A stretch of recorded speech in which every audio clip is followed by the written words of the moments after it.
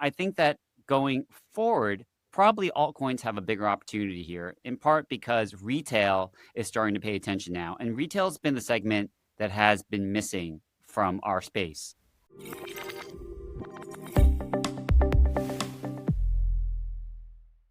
Hey everyone, this is your markets outlook on CoinDesk. I'm Jen Sanasie here with my co-host Andy Baehr.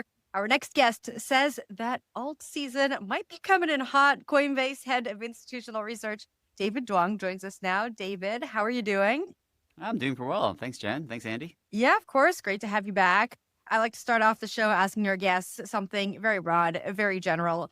What have you been watching this week? What's been keeping you up at night? I think this has been more of a macro-focused market. There's been a lot of idiosyncratic factors driving some of the individual altcoins, but I feel like we're very much focused on what is the Fed going to do? What's liquidity look like? How is the U.S. Treasury rebuilding the TGA balance? I mean, all those things that I think are very TradFi focused really do matter for us right now and emblematic of all things that are happening in our space with respect to like digital asset treasuries, things like that, ETFs. It's certainly bringing all those TradFi elements into our markets. It's been pretty clear that a rotation from Bitcoin to Ether, at least in terms of sentiment, but also in terms of capital, has been one of the biggest trends of the year.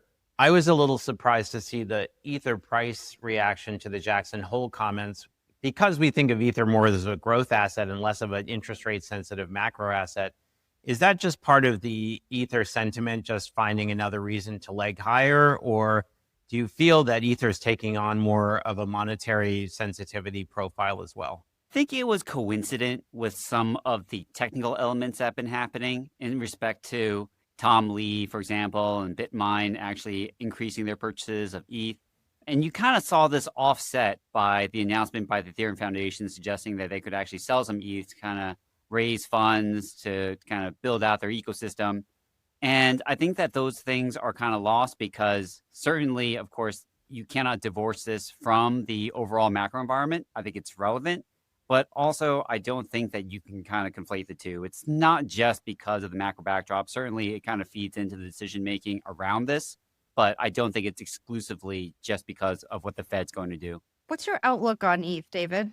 I'm still pretty optimistic. I think that right now, we are seeing this change of hands happening between like the DATs and the OGs in the space. Certainly a lot of the long-term holders who've kind of sat through some of the worst parts of the ETH performance cycle are happy to kind of offload some of their ETH to other players. But I don't think that this is going to be just a one-directional kind of bet.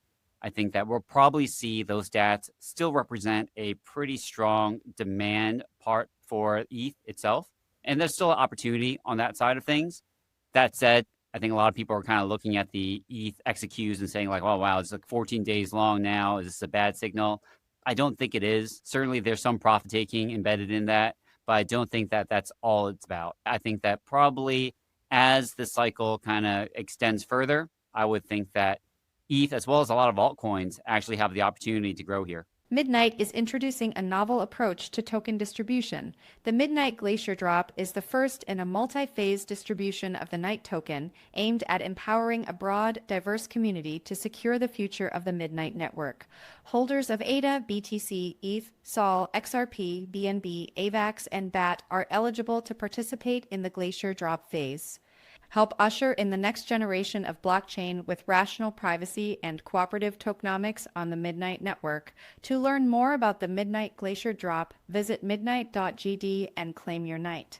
When you go deeper down the altcoin chain, you start to see a fall off. When we look at our broad market indices, typically the top half's doing great and the bottom half, although smaller, is struggling to keep up, which means that someday they'll be replaced by new growing things. Is it a size effect that we can interpret the same way as we can think of the opposite of a size effect in equities, or is it just ETFs or other wrapper flows? Or, we're still seeing a lot of better outperformance from the top than, let's say, from the middle.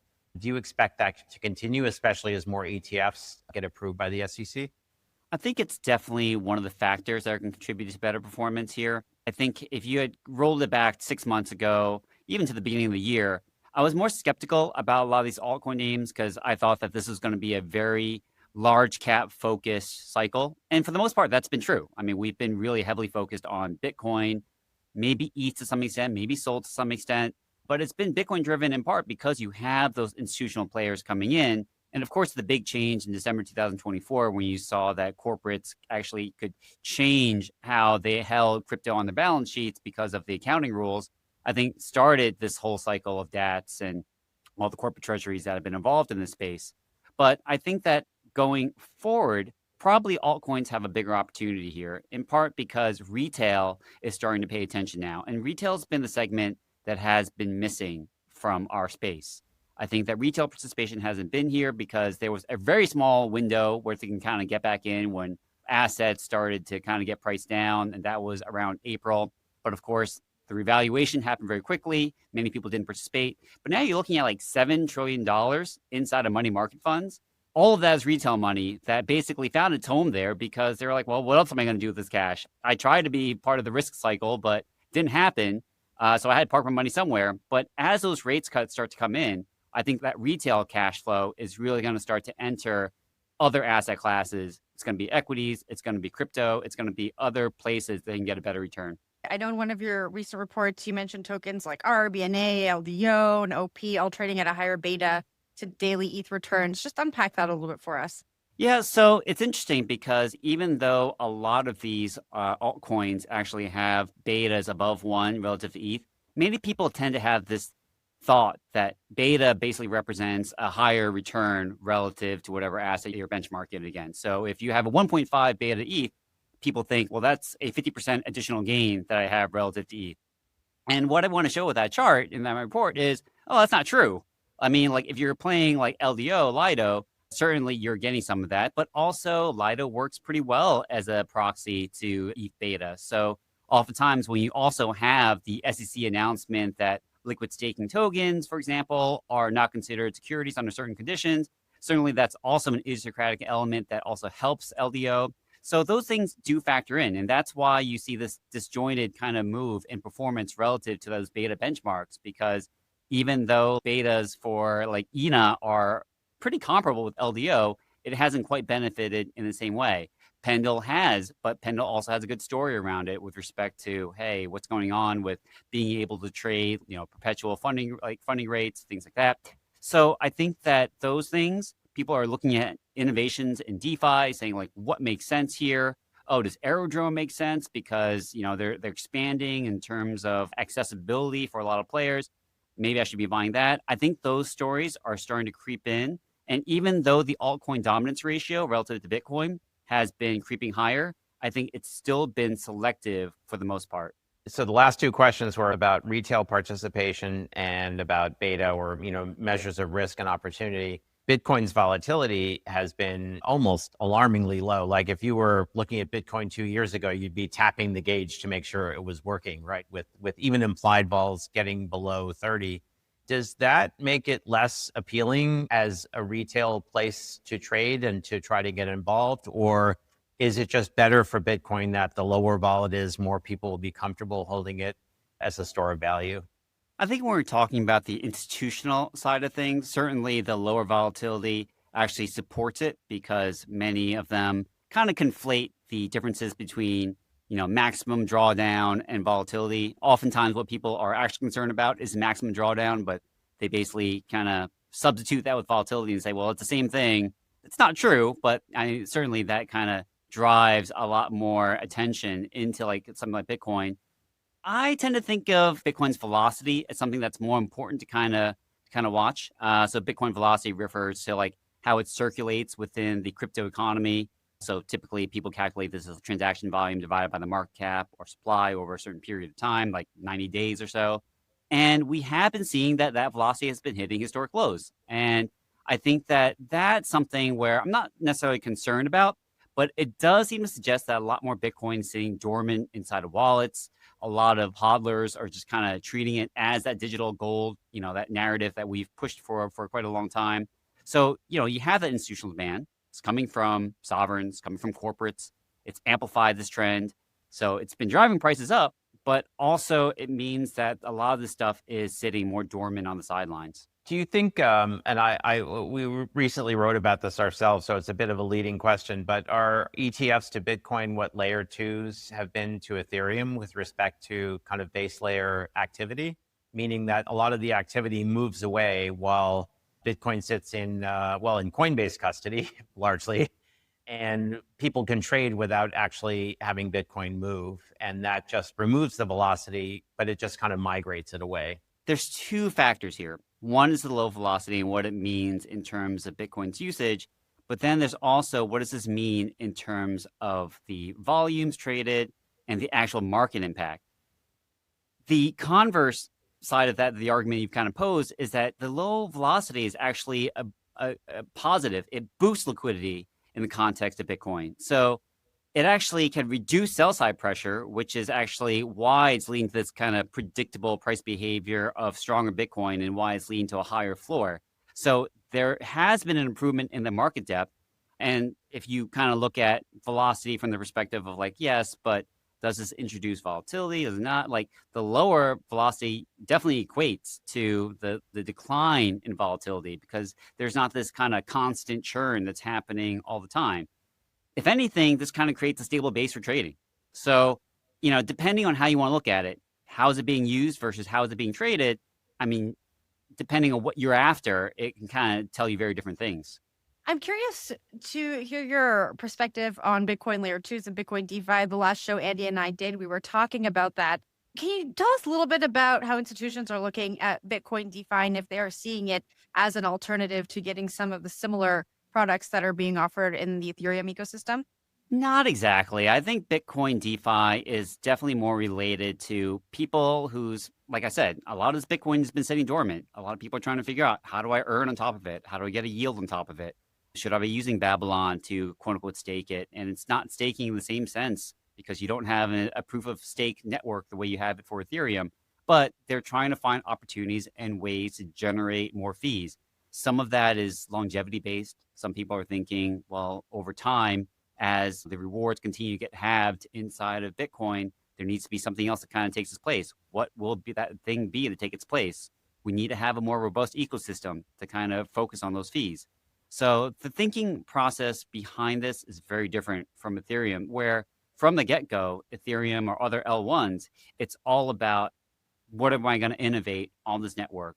What is the DeFi here? What is the opportunity for yield farming? What is the opportunity for borrowing, lending? I think that the dynamics behind that are very different from what we're seeing with Bitcoin, whereas Bitcoin is driven by, I don't want to just sit there and not earn something on the back of the Bitcoin that I have sitting in my wallet.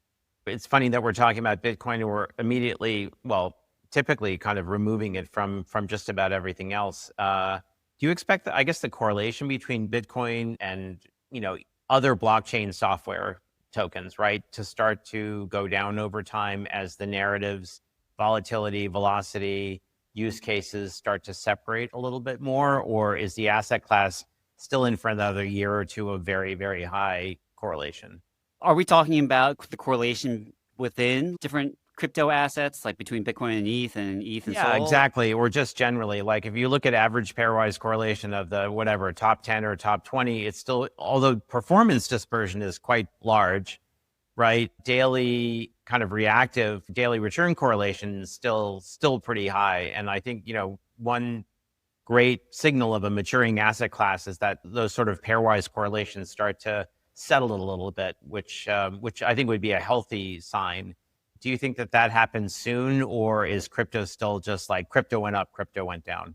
No, I think we've started to see that divergence within the crypto asset class. And, it's not just within sectors or between sectors either. I mean, certainly like DeepIn doesn't react the same way as smart contract platforms. Smart contract platforms don't react the same way as meme coins. I think that we've been gradually seeing that distancing away among like all these altcoins and large cap names and small cap names. I still do think that it's going to be dependent on how Bitcoin performs, because ultimately without Bitcoin like doing well, I still find it very challenging to see how altcoins can actually stage a strong rally here. But the correlation levels aren't, like once upon a time, ETH and Bitcoin were like 90% correlated. And when it would drop down to 70, that was considered relatively low. I don't think that's the case anymore. I think certainly like we're talking about 60 to like 40% kind of levels, which is sufficient enough to suggest that you can actually have a diversified basket of crypto assets. I want to pivot the conversation a little bit and talk about stable coins now. We started the conversation talking about Ethereum.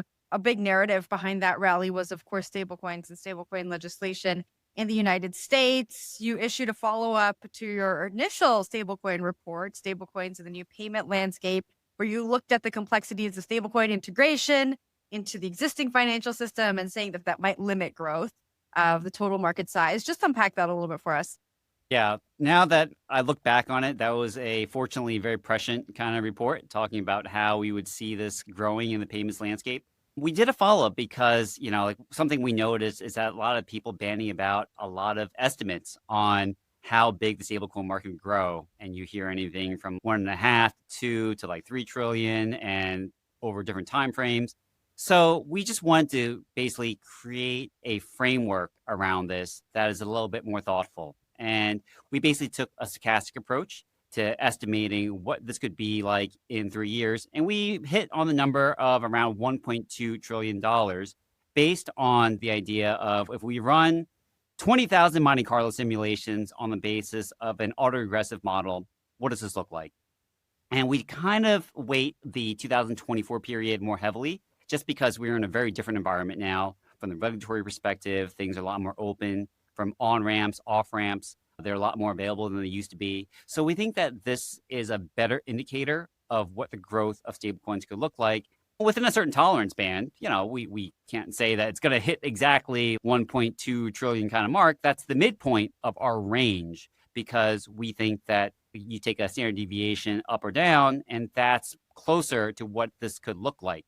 Now, the bigger question that we have then is like, if that is our target, what does this look like for U.S. Treasuries? Can it be absorbed? And we found that for the most part, yes, there should be limited disruption to what's going to happen on the U.S. Treasury side of things that would allow this to actually grow to that extent. It was a pleasure having you back on the show, and we'll see you next time. Thanks so much. Thanks, David.